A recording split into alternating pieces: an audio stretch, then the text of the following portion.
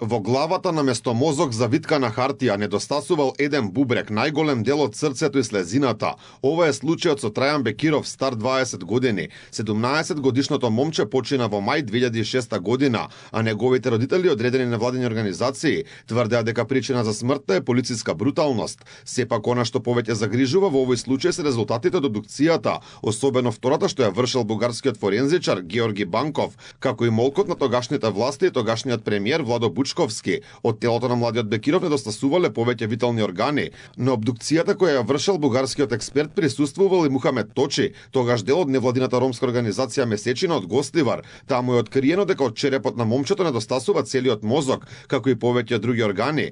20 години подоцна Алфа стапи во контакт со Точи, кој ги потврди овие наводи. Во телефонски разговор ни кажа дека постојат и фотографии кои потврдуваат дека фалеле повеќе витални органи кај младиот Бекиров.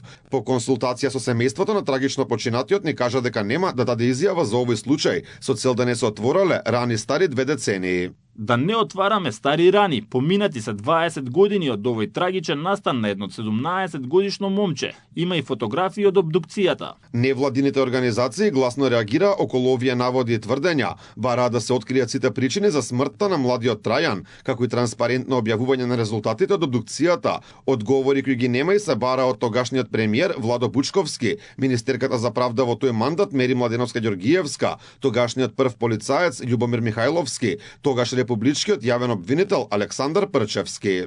Почитуван господине премиер Бучковски, ние се залагаме да се преземат сите потребни мерки со силите со кои располагате за да се обезбеди брза, целосна и ефективна истрага за смртта на Трајан Бекиров и дека сите што се виновни и мешани во илегални активности во врска со неговата смрт брзо ќе бидат изведени пред лицето на правдата.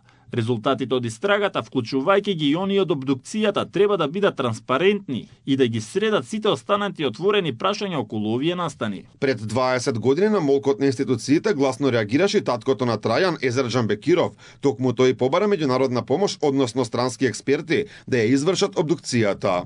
Молкот сите, ниту полиција, ниту судот, ниту судска медицина кажуваат од што умре нашиот тале.